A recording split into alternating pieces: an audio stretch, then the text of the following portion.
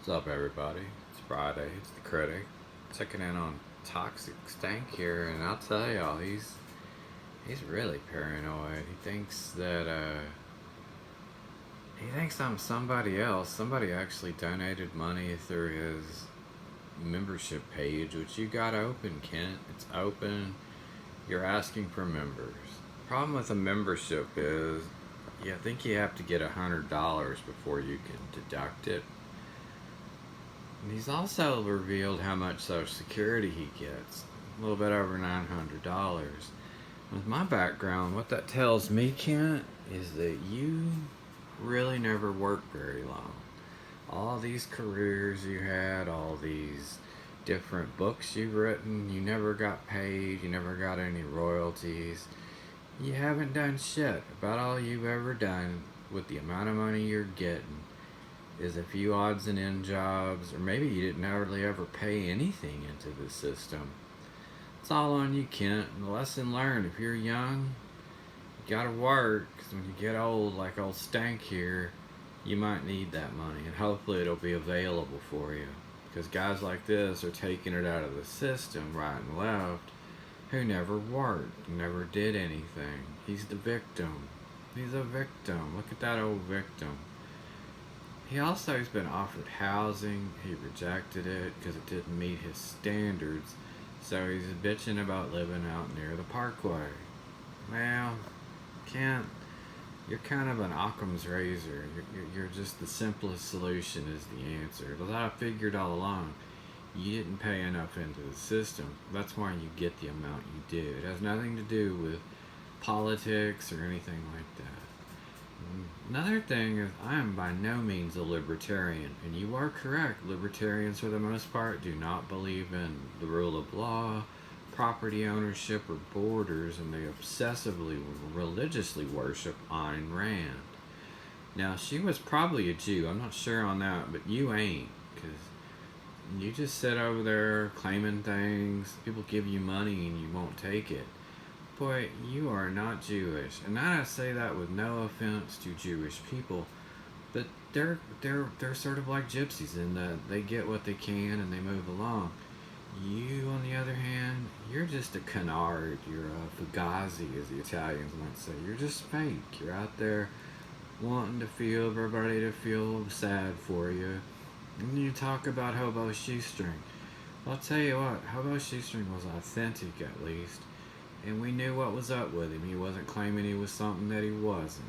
You might say he wasn't a hobo, but I'll tell you something.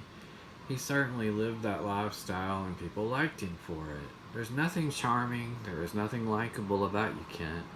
It's just entertaining to occasionally fuck with you. Without even thinking about it, I've been using psychological warfare on you, son, because you think some man out there is sounding a little too much like me. Well, I was actually authentic with you, and I did that under my own name. Fuck you, Kent Krueger. What are you talking about, you old bastard? It's Friday night. I got things to do, people to see. What's up? Membership thing. Yeah. You wasted your money, Peter. Peter? That's not me, Kent. Yeah. Peter, what's his name? Lanza, Mario Lanza. Not me, Kent. Actually, not me. And as I told you there, you can, just like my cyber stalker, Yeah. you can send I'm a critic. I don't know about other people, but I'm the critic. money to me Yeah. without full identification. But you can't receive it without going through the exhaustive. It took me more than 24 hours and turning my phone over to live observation. Like after Cash App had already checked with my bank. So I got a Cash App account when they were brand new several years back, because I have one of my side businesses as a hobby is I sell graded coins. I buy a lot of raw coins and have them graded. I mostly myself collect really old half dollar stuff pre-1870. But yeah, I don't know.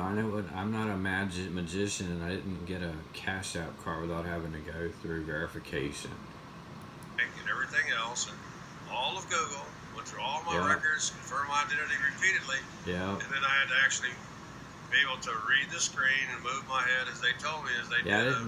I didn't have to do none of that, but I certainly had to provide my social security number, date of birth, and address.